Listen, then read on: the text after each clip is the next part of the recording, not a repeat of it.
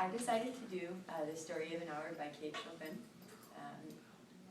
I'm sure most of you have dealt with death of some sort, whether it's a family member or a friend or maybe even just an acquaintance. But we have all felt some sort of pain.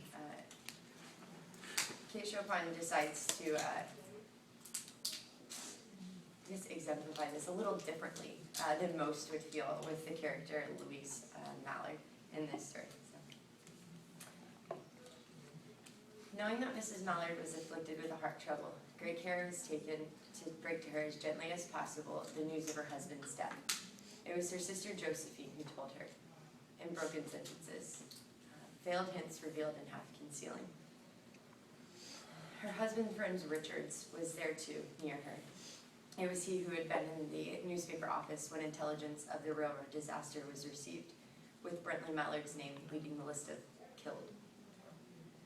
He had only taken time to assure himself of its truth by a second telegram, and had hastened to forestall any less careful, less tender friend in bearing the sad message.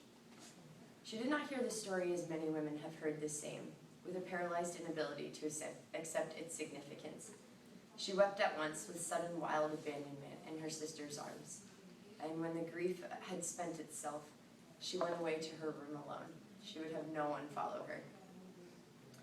There stood, facing the open window, was a comfortable, roomy armchair. Into this she sank, pressed down by a physical exhaustion that haunted her body and seemed to reach into her soul. Sorry, I had a very well-meaning and sweet student who was, I just